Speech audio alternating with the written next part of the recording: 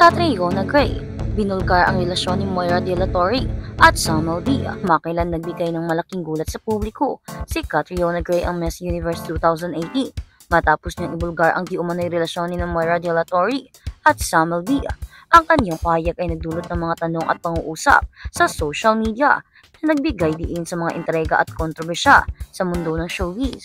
Ang mga tagahanga at netizens ay mabilis na nag-react sa balitang ito na nagbigay diin sa kahalagahan ng privacy at mga personal na relasyon sa mata ng publiko.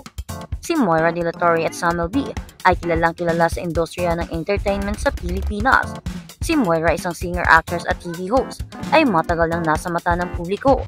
Ang kanyang mga proyekto sa telebisyon at pelikula ay umabot sa puso ng maraming tao at ang kanyang likas na karisma ay nagbigay inspirasyon sa mga kabataan.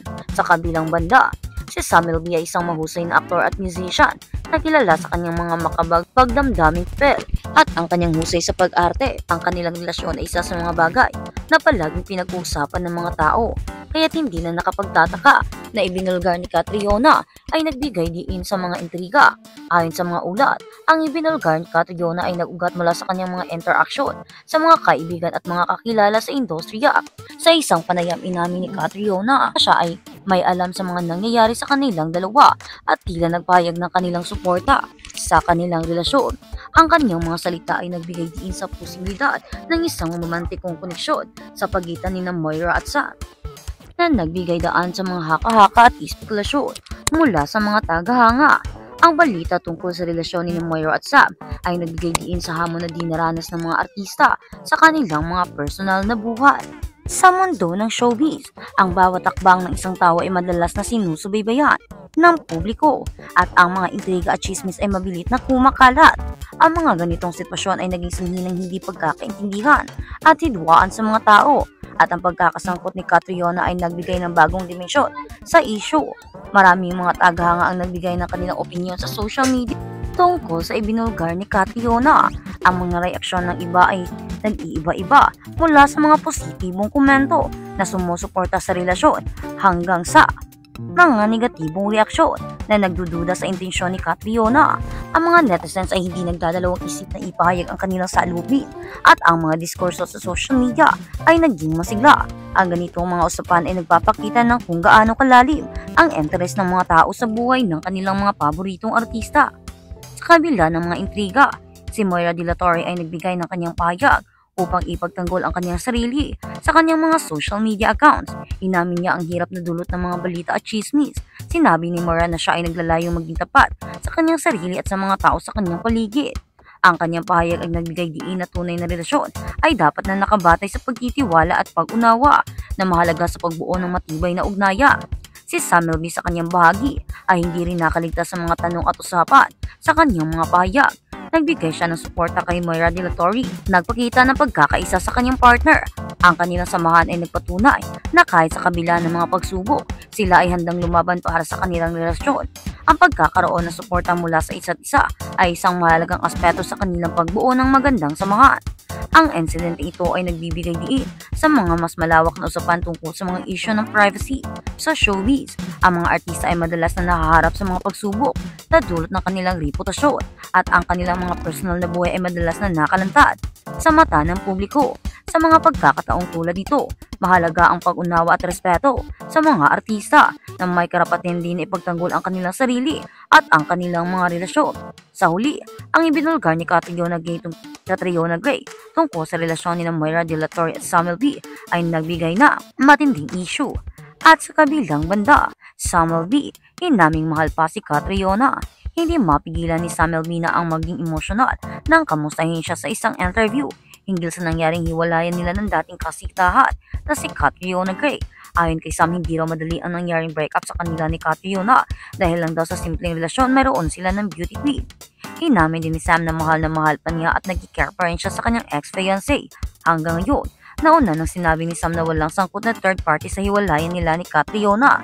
Pero marami ang haka-haka at nagsasabi na ang dahilan ng kanilang paghiwalay ay walang iba kundi si Moira De La Torre na ayon na rin ay inamin ng kanyang ex-girlfriend.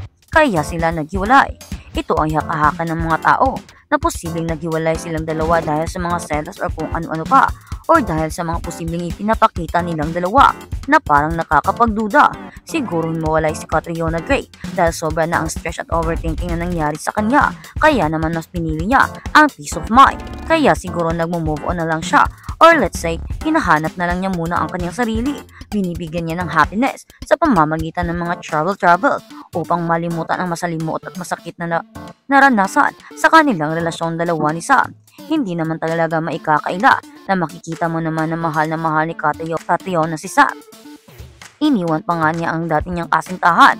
Pero actually, ang sabi ay break na sila noon. Pero madaling nakahanap ng pag-ibig or bagong pag-ibig si Catriona dahil kay Samuel B. Pero hindi naman buhat akalain na hahantong sila sa ganito na kung saan isinakripisyo niya ang kanyang pagtitiwala at mapumpot na lang sa panloloko.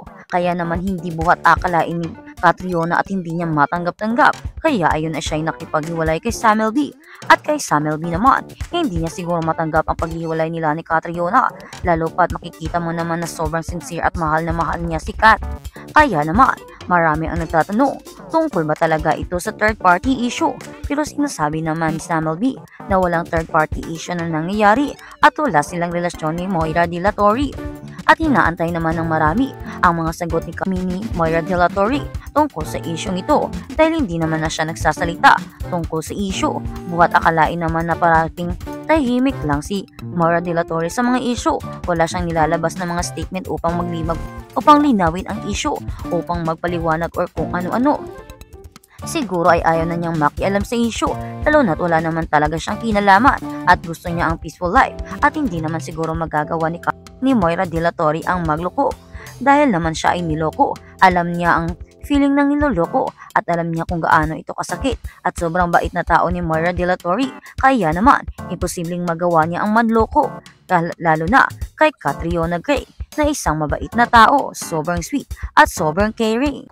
Kaya naman, ang inaantay na lang ng marami ay ang pag-amin ni Moira De La Torre tungkol sa issue.